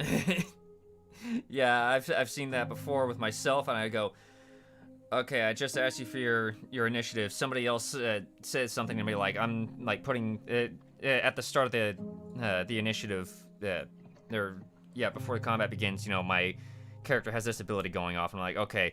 And then I turn back around and I go, I already forgot your initiative. What was it? Just because it's I get easily distracted sometimes, which is why I'm talking with a therapist about sort of my lack of motivation to do things, and he actually kind of suspects there might be some level of ADD or ADHD in there. I've got that's supposed to be getting a follow-up at some point in the next week or two, but I feel to me it makes a lot of sense that would be the case, because like I said, I get easily distracted, or I'll forget things that I said I'm gonna make sure I do this today, and then I get home and it never enters my mind for the rest of the night until I go to bed. I hit my head on the pillow, and then I go, oh crap, I forgot to do that. I'll have to take care of it tomorrow, and it still happens again. Yes. It's a conundrum. I also run into this frequently. We should probably not be in a room together. This is probably an issue. I wonder how Quinton sees this. Not in not that he, I wouldn't assume that he thinks it's a bad thing, but he's got to go yes, this is either really funny or really just kind of Well, it happens. Yeah, I mean, most of the time I just roll with it. Me and Em have known each other for 6 years, so I just like I understand. And also, my mother also had like very similar problems where she's just like constantly like rabbit trails, hopping from one idea to the next idea. And I mean, it keeps me on my toes. So I mean, it's again, that's why like improv is so important. It's just be like, yep, we're gonna drop whatever that was. We're gonna start picking up this, and it's just being like quick-witted and being able to do those mental gymnastics. Do you ever find yourself like having a little bit of fun with it every now and then, in a fun and lighthearted way? I mean, we poke fun of her a little bit, but I mean, all in good jest most of the time. But no, I mean, we could just kind of we roll with it, and we can laugh at it and laugh at ourselves. So. Yeah, listen, I've been trying to get better. I'll stop myself and I'll be like, I'm going to. He doesn't like this now. It's been more frustrating now because she's just like, instead of hopping from one idea to the next and me going through and figuring it out, she's like, I'm going to sit down and explain how we got here. And it's like a 10-minute explanation later, and she's like, so that's why we're talking about carrots.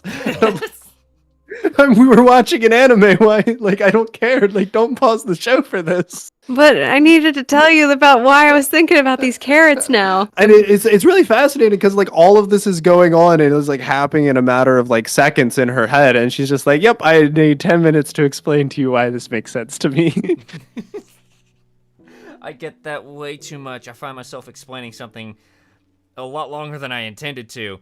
And I've been trying to get more conscious about it, and I just go, okay, I know this is going to take a while. I got to try to do this, like, elevator pitch of what I'm trying to say. And sometimes it works, sometimes it doesn't. And then I get pissed off with myself when it doesn't. Yep.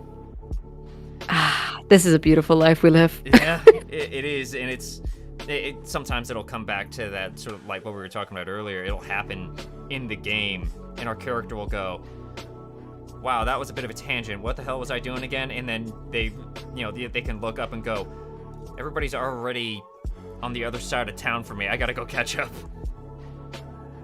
That's good. That's good role plays. Like when you can actually, if something happens, you're like, I've disconnected. And then you reconnect with your character. That's good to be able to just jump back in and then use what you've experienced outside to be like fourth wall breaking kind of. It's definitely been a skill that I've been slowly growing since I started running games as well as playing them, of being able to find a situation and find a way to roll with it. Because it's, improv has never been a skill of mine. I have taken a semester of film productions class in high school and was never involved in anything drama ever again. So my experience in that is quite limited. But at the same time, it's still like just playing the game is a way to develop that skill, which was a little surprising to me. Yeah. Literally just play. Yeah, just exposure. I mean, just put yourself out there. Just don't be afraid of failure, and just like go. Like you have to start somewhere. Yeah, and I'll always, this is going to be my recommendation. Don't be us. Don't start your first game that you're running as your homebrew campaign that you're having to write everything. Pick up a book like Strength of Thousands from Pathfinder 2E, or literally D&D. Don't do Curse of Strahd as your first one. Don't do it. It's too hard. Just pick up a module and run with Delver's it. Mine or something. Just like something basic, something introductory. Just run it and just expose yourself, get yourself out there. Yeah, like the basics box. Yeah, the introduction, the beginner's box. That's what it's called. Yeah, it's part of why I picked up the Dead Suns campaign as my first Starfinder game to run, because it's one of the first ones. It was written when Starfinder was just coming out, so you'll get a lot of those like quirks to experience and be aware of, so that when you move on to something kind of like Attack of the Swarm or the Devastation arc, you have a better grasp of the game. Not to mention the rules and everything that's written in there might be a little bit more refined in some ways, because as much as I love Paizo, sometimes the writing and consistency of some of their modules is just kind of, who proofread this? Yeah, I've seen some things in there that I'm just like, guys. But a lot of that was in some of their earlier modules. The further in they've gone, I usually see less errors and such. I mean, obviously, like with Pathfinder 1E, they released a lot of errata just to correct a lot of just minor mistakes. And you're just like, I just need a whole new book now with all the stuff that they've had to fix. I mean, thankfully, yeah, like second edition came out, and second edition's been phenomenal, and we've been really eager to be able to pick that up. Yeah, I can't wait for more stuff to get released because I need more for TGC. I can't just run it yet. Because I mean, that was the main allure.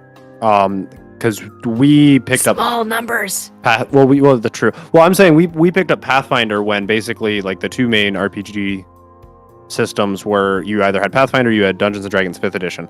But that was when like D&D 5e was relatively new, so there wasn't that much material out for it yet. And so like in comparison, it's like Pathfinder 1st edition had like volumes and volumes of content because it was more established. So it's like you have all this content, you can basically do whatever you want, and whatever your imagination can think of, you can basically make. And basically now we're just waiting for second edition to catch up to that. Basically. Yeah, I've been having fun with that since when Starfinder first came around. Another Living World that I was a part of, I tried to run it. They wanted to run with like a fan-made variant of Pathfinder, basically. Just kind of like with sci-fi settings and rules and such in it. And it was working all right. And then Starfinder comes around, I shifted doing that, and they're just like, we don't want to do this anymore.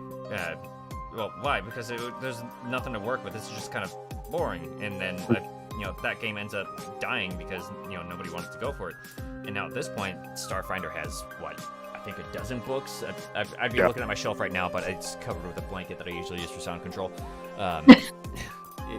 It's really fun to see how far it's gone in the 4 or 5 years that it's been around, and I have a lot of fun with it. But at the same time, I also want to make sure everybody that I run these games for is also having fun with it. In my setting, I think people do have fun with it because it's a very open, type of setting. People can come up with their own home worlds, because how are you going to limit what planets exist in a galaxy? Yeah, they can also have their pick of whatever main factions exist, or they can come up with some kind of minor faction. It's for me, a lot of the fun is having that open-endedness in a sense, to just kind of have fun with, come up with something that's kind of interesting to, at least interesting to you as the player. As the player that's playing that character. Possibly even a little bit unique, given the amount of options there are. Not being limited to one planet like Pathfinder is with Galarian. Which for me is kind of the big draw of playing tabletop games, is the amount of creative freedom that you have with making a character if you're running the game and making your own setting. Just how much of that creative freedom you have to make that setting. Which is one of the main reasons I get into all this different media to begin with, is because I enjoy seeing all these different creative visions that people have. It's why I follow so many artists on Twitter, because they all have their own unique styles, their own unique visions and takes on certain characters from other franchises, or maybe their own characters. It's really fun to see, and the same idea applies to the players that come in with their own characters. You guys are running a setting sort of based on Sword Art Online, but it's still your own kind of unique iteration of that universe. How would you describe the kind of characters you've gotten throughout the history of that game? So I basically, the character that I played originally, don't even. The fighter turned bard, turned swashbuckler, turned dervishing dancer, turned shadow dancer, dervishing dancer. So the first character that I played there, Snow, obviously is the name that I use for myself. Also, in general, when I play a lot of games in general, I like to make characters that are closer to myself. I like playing basically me, but I'm able to disassociate myself from that character, basically not being able to take things personally, not taking it, just everything's off the cuff. Don't worry about it too much. A lot of people aren't able to do that, which is why I don't recommend it for new players necessarily, if you can't separate yourself from the character, because you might take things too personally. Who knows? And then while that character is off doing her own thing right now, there's another character that just came in, Odette, who is very quirky, very spunky, and also supposed to be Spanish speaking. I don't speak much Spanish, but I can pretend that I do. It's interesting. I don't know what we were talking about anymore. This is so bad. Well, I mean, we're just talking about like the characters. So like for in SAO, the world is the world of SAO, air quotes, almost solely in name and like general structure, because when I originally started running it or thinking of it as a concept back in like 2017, like SAO was the only style of world built in that framework, because like we didn't have things like how to pick up girls in a dungeon or like solo leveling. So like this concept of like you're trapped inside a video game and it's like a dungeon crawler and you're trying to get from floor to floor to floor, like that concept was really appealing, and I thought, hey, that would be a pretty good setup for a tabletop role-playing game. It's got dungeons in it. That's what I was thinking. So it's just like I'm going to borrow this world concept, but like it's really SAO only in name. Like there's no Kirito or Asuna or any of that. But I mean, I'm someone who's like heavily influenced by other characters, and like other settings, scenarios. And like that's why I started getting into tabletop role-playing games in the first place, because it's like, oh, I'd watch this anime and I'd be like, oh, you're really cool, but you should have done this instead. So I'm like, I'm going to do that for you. So like I have original NPCs, people like Wilson or Grundle Clomwitch, people like that. But then like I'll also just like, imitation is the best form of flattery. So I'll just like be like, oh yeah, that's Tiffany from the SAO Abridged series, and he's part of your guild now. Or like that's Selena from Goblin Slayer over there. Or Is that who that is? Oh no, I'm sorry, Celia from Goblin Slayer. Oh, okay. Yeah, the purple hat, the purple witch lady. And then it's just like, oh well, I was watching the Amazon show Vikings, so cool. Now you have this guy named Akula Rybolov, who's like kind of your competitor. So it's just really it's a creative outlet for how I wish to express myself, depending on what type of medium I've been consuming at the time. Yeah, I get that feeling entirely, because this living Starfinder world that I've come up with is sort of like a mishmash of all kinds of different like things that I've played and experienced. Like, one faction is very much influenced by, the Imperium from Warhammer 40k. Another is very much influenced by, my main faction from the game Infinity. Another one will be based more on kind of like the Senate from Star Wars, and then another from just take any medieval like kingdom and give it its own entire sector of the galaxy in the future, and that's what that fourth main faction is. And then you get other things like sub factions, minor kingdoms in this group, or these big companies that operate intergalactically, and then a couple of minor like antagonist factions coming from outside of the galaxy. There's a lot of creative freedom that comes with it, and like you said before, there's a lot of freedom with fantasy stuff. The message spell, one can come up with like a crystal or something like that with a memory embedded in it, or maybe something kind of like the what do they call it from the Lucaria movie, like the time flower thing that people with like certain life energies can get access to, and have it play back something that flower has witnessed in its area, something like that. There's all kinds of different things to come up with for whatever setting, fantasy, steampunk, sci-fi, whatever. I'm gonna have to borrow the flower thing, because I didn't hear about that. But that's you never watched the Lucaria movie? No, I didn't. I'm sorry. It's an interesting. I found it was one of my favorite movies, although personally my all-time favorite Pokemon movie is the Lugia one, the second movie. I don't know what it is. It just feels like I enjoy things that have a very like grand and epic like scale to it. It's just something about it just seems so fun to me.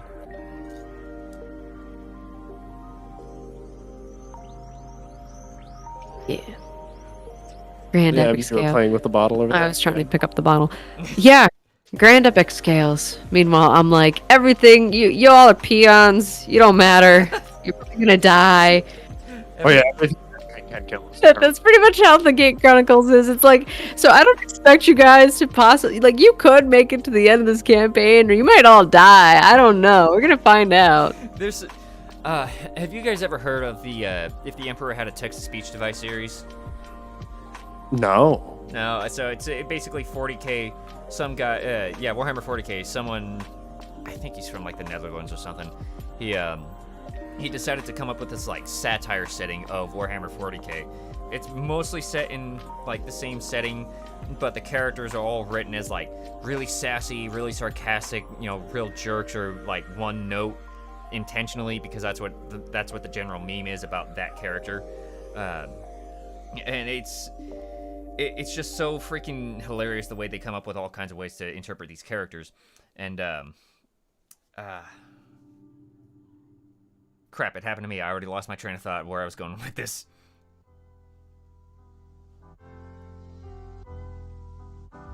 What the hell led to this one?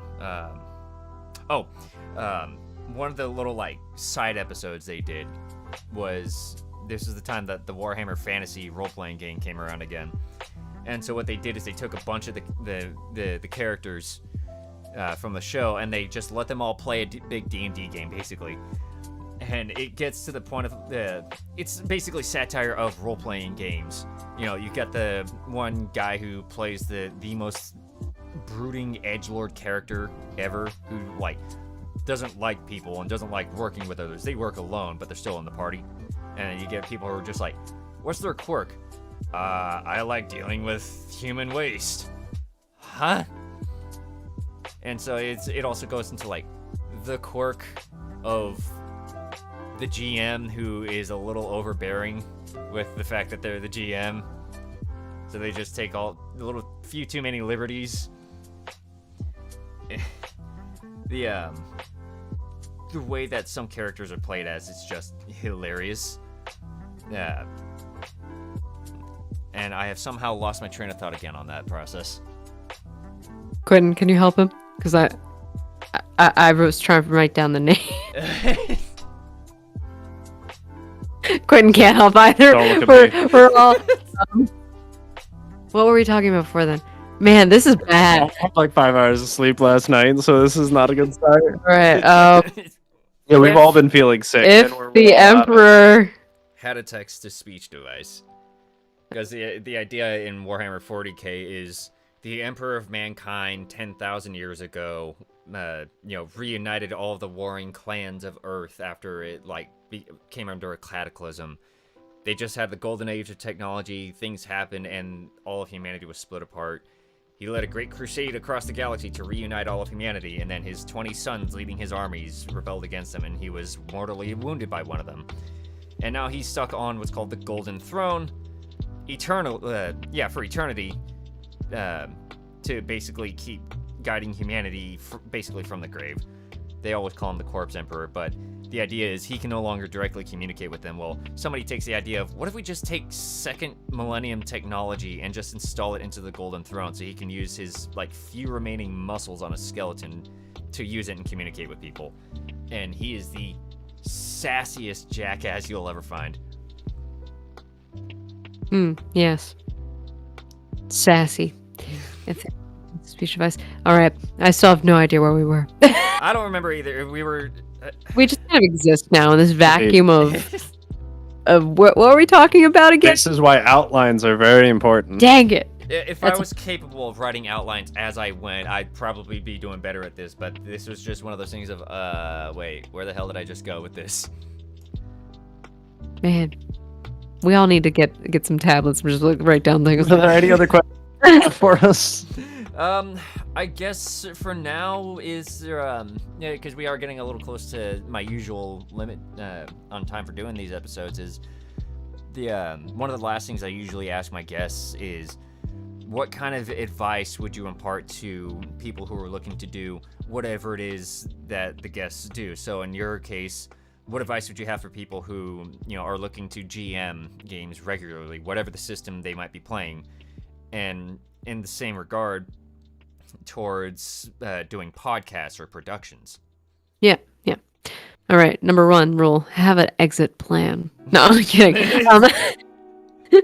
Yeah, basically try to find a way to get out of this as best as you can. I would say we learned a lot. In the first year, we definitely learned get your setup right. If your setup isn't good, if you're going to do it as a podcast, get your setup right. And if you're going to do it as a podcast, make sure your story is good and that you have something you want to tell. And also decide what your goal is. Like, why do you want to record it? Because in the end, like, we kind of finalized what our goal was, and we wanted to have something to look back on, like something we could show our kids. So that's why we make our show like PG-13ish as a rating. Like, we don't do very strong foul language, and we try to keep it as clean as we can so that people of all ages can be introduced to it. So we have to keep that goal in sight when we're recording. So when you decide to do a campaign and you want to record it as a podcast, set a goal and make sure you're keeping to that goal, because if you lose sight of it, you're going to get burnt out. And even if you keep it there, if your goal is unattainable, you're going to get burnt out. So it has to be attainable, and you have to keep your eyes on it. Yeah, I mean, something one of my favorite teachers in high school told me as an art teacher, he's like, everything, your first rendition of everything is always going to suck. Just understand that, like, nobody's going to get something perfect right away the first time. So, like, go into it understanding that, yeah, you're probably going to suck at the beginning, but, like, that's okay because you have to start somewhere. So, the first thing I would advise is if there's something you're really, really passionate about and you really want to tackle a specific subject, don't do that one first. Like, get a couple of warm-ups in there. Don't be afraid to fail or afraid to, like, put yourself out there. But if you, like, are really passionate about something, like, maybe do a couple of modules first, get your toes wet, experiment, try your recording setup and everything before you dive into, like, what you really want to do really well. And then once you're there, you do have to be willing to apply yourself and give yourself fully to it and dedicate your time. And, like, a lot of it, it's just a grind. It's like you get out of it what you put into it. Yeah. And then for those of you who just want to be game masters, first of all, pick whatever game you want to play. Whether or not it's Pathfinder, Dungeons and Dragons, Fate, Hollow Earth, which we barely ever played. There's all kinds of games out there. Don't be just relegated to doing D&D 5th edition. I mean, D&D is a good game. It's great.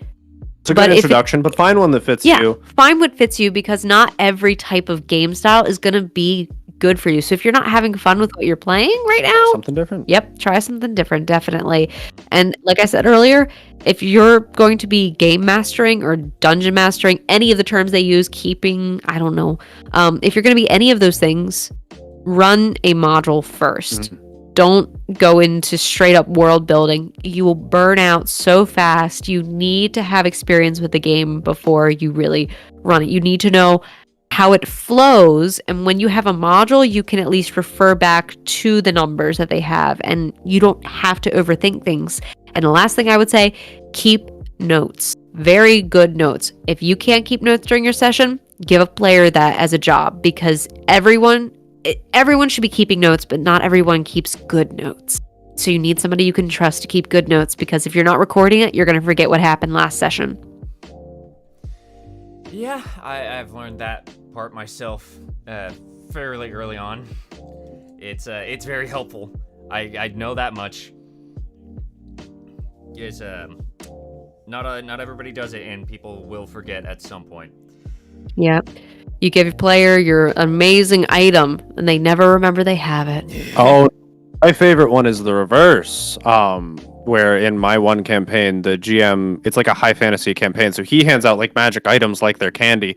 So like each of us will have like 20 or 30 random things sitting in our inventory, and they're just like random encounters we come up on. And he's like, I spent 5 hours planning this boss fight. And I'm just like, yeah, but you gave us like this instant win card. Did you forget about that 37 sessions ago? And it's just like, whoops. Yeah, if that one player that keeps really good notes. Yep. Listen, that's your GM's fault at that point. You're asking for it. Throw it at them. But be nice about it. Don't rub it in their face, but throw it at them.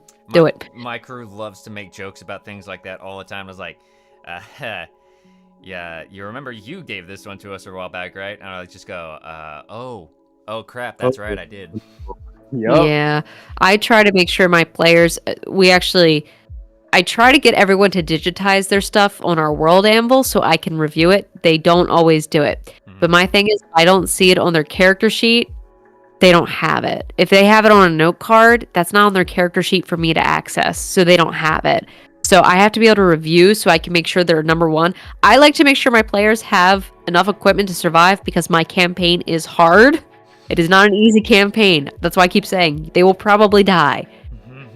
Because if they don't watch what they're doing, somebody makes a mistake. Finavir has literally died almost every combat at least once. In the last one, he almost died twice. In the same combat?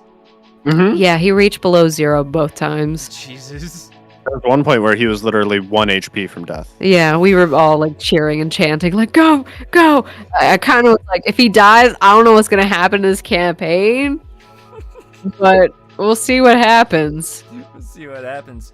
So, with all of that, this has definitely been very fun to talk with both of you about all this because, as I said at the start, this is something that I am very, very passionate about because I have spent years playing, Dungeons and Dragons and Pathfinder and Starfinder. I have played other games like Legends of the Five Rings, Infinity. I think I have touched on things like Cyberpunk and a couple others that I can't remember at this point.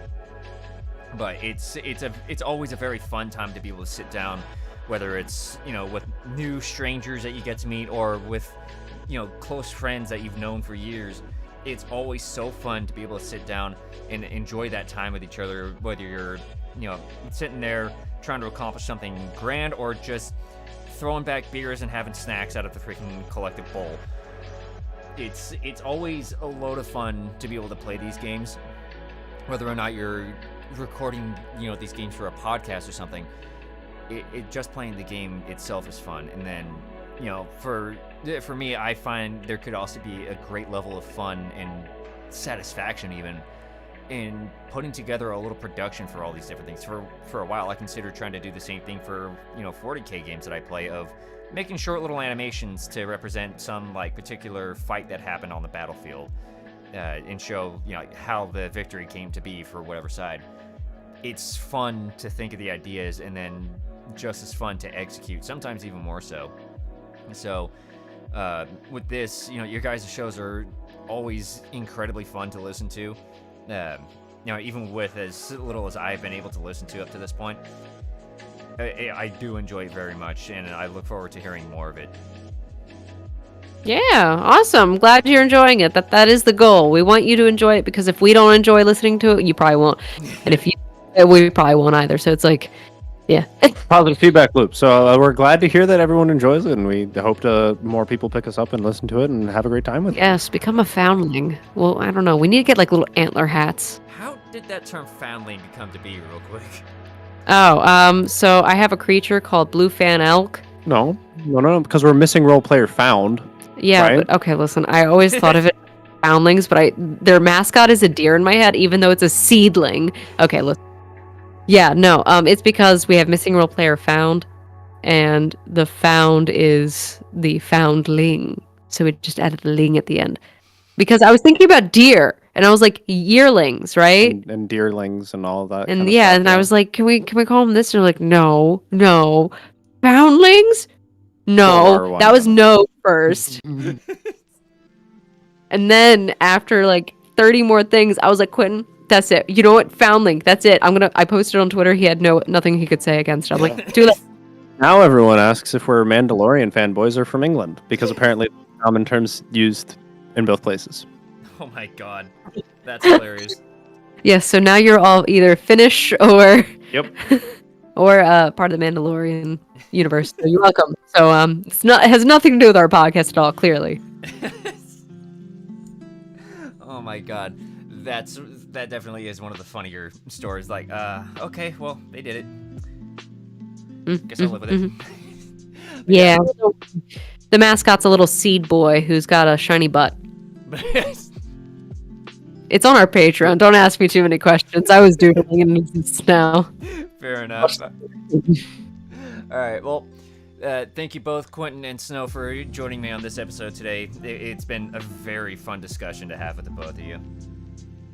Yeah, the pleasure's been ours. Yeah, thank you so much. And then to everybody listening, go ahead and share this episode with whoever you think might benefit from hearing all these different experiences, all these lessons. because that's entirely the point of the show, is to learn from other people's experiences doing what they do. So share the video around, let other people know that this exists so they can find all kinds of different backgrounds to listen to and learn from. Like I said, I had a lot of fun with this episode, and I hope you and anybody else can. There are ways to support the channel in the description. I'm not worried about that. I usually like to put the priority on supporting my guests first. It's just kind of a side thing if you wanted to go for that as well. So I've got links to their YouTube and their Twitter in the description to check them out. They've got links to more of their stuff, I believe, in the Twitter itself, right? Yep, the link tree and everything. Yep. So you can find that all there easily. Check it out. I would implore you guys to see more of it. I'm having fun with it, and I hope you guys do too. Until then, I hope to see you guys all in the next episode. You'll all have a wonderful weekend.